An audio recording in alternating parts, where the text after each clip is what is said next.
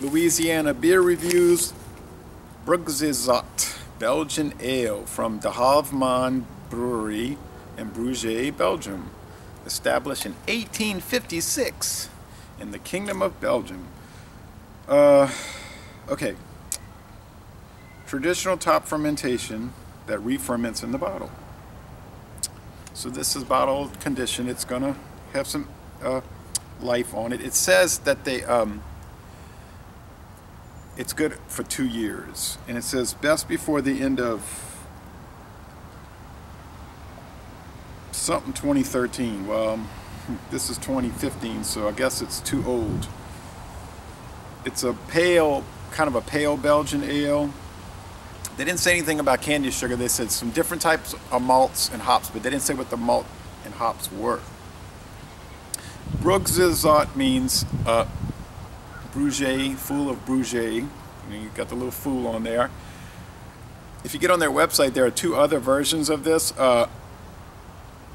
There's a 6.5% and then a 7.5% ABV version. This is the weakest one, the 6%. I noticed that the guy that owns the importing company did a video on Global Beer on YouTube, and I was distracted. I didn't get to really watch it, but I need to rewatch it. And then some other people did a video review of this also, not too many. Now, of course, the guy's importing the beer, so you would expect he's going to say good things about it. But he does. This European man that does the videos for Global Beer Network, he does seem to know what he's talking about. And all the beers I've had from him so far have lived up to what he's claimed. It's about 50 degrees out here, maybe 51.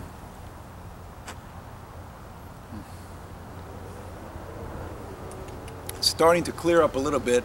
It's mostly cloudy though. It's windy and it's not too comfortable. You say 51, 52 degrees, that's not too bad, but in Louisiana the dampness is so bad here. Our relative humidity is so high that it feels a lot colder than it is. It's not the wind chill so much here as the damp chill.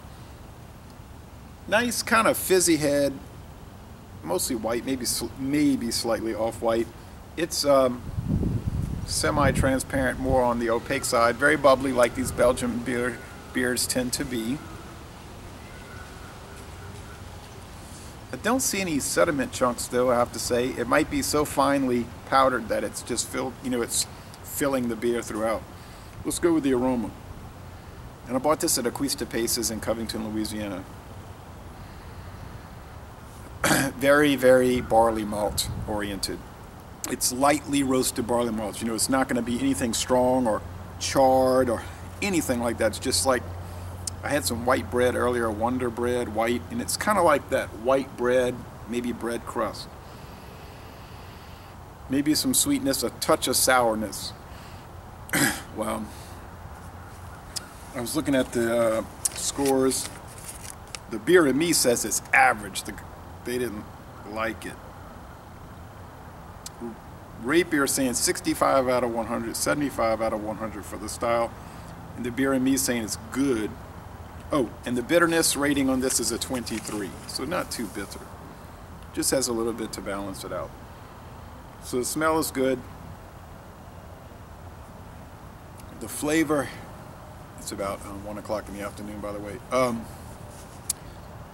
There's a lemony touch. You would think they might have citrus in it. I'm not aware of any citrus.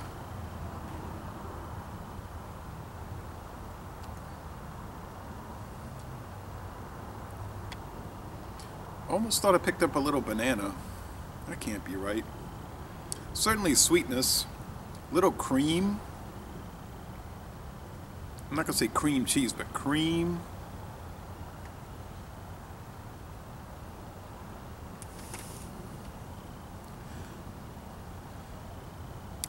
Like so many Belgian ales, the mouthfeel is medium and it's prickly, prickly, prickly. Yep, I said it 3 times. Edith, prickly. From the carbonation, it's going to really be a burper. But at 6% alcohol, it's very drinkable. That's the same as your Beck Sapphire, which is a lager, or your Bud Light Platinum, which is also a lager. I see a lot of people buying Bud Light Platinum these days, by the way. Not too much Budweiser Black Crown, which is also 6%. I don't know if that's going to be around too long, but it might have a little niche market, you know, where it sells steady enough to keep around. I even saw some Budweiser Select yesterday, and Select 55, which is not too good unless you like basically water with beer with an alcohol level so low a child could drink it and not feel it. You know, a little kid. You know, little kids. I like little kids. I like kids. But anyway, you know, it's like but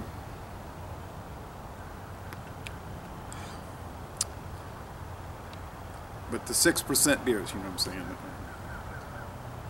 know what I'm talking about? The Bud Light Platinum and the Black Sapphire. Black Crown. This is much better than those, I think, because it well, let me not say that. It's not much better. It's different. How can I, you know, this is a Belgian ale, and those are lagers, American lagers, so I don't want to go into that. Those are good. I'm not gonna, I don't want, I'll retract that previous statement. This is much different than those. This is one to check out. The finish is champagne-like. It's almost like a mimosa. If you ever had a mimosa, which is the orange juice and champagne mixed, it has that kind of aspect to it. Oh, it's really getting cold now out here. Wow, the carbonation is incredible. Certainly, there's a strong, it's like a straw aspect to it, or a grain husk. Now, you get that sickening wet grain husk in those high-gravity lagers like Dog Bite, 10%. I mean, it's really bad in those. You will get that in the really strong Belgian ales, you know, in your 10%, 9, 10, 11%, but they're kind of cut. Maybe it's the Belgian sugar that cuts it, but they don't make me sick like Dog Bite and Earthquake High Gravity made me, like, literally sick. Those never have.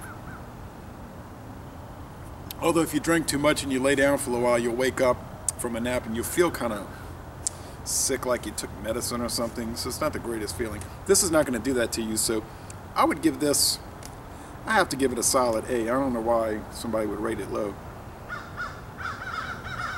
And this one's even out of the date range that they're recommending. So it does not taste old. So a solid, there's the sun. Please stay warm. Temperatures don't go, this winter needs to go away. Stay away. But I don't dictate how the weather's going to be. Nice, you know, decently good looking bottle. Oh, whoa. Now I shook it up and I saw some stuff at the bottom. Look how brown that got. It changed the whole appearance. It's a little more sugary in the aroma now. Well, the flavor's just a little richer and more concentrated from the dregs. But anyway, so most excellent score, A, solid A, laissez les bon temps roulés, and y'all come on down to cold this week, damp, and not really that comfortable New Orleans!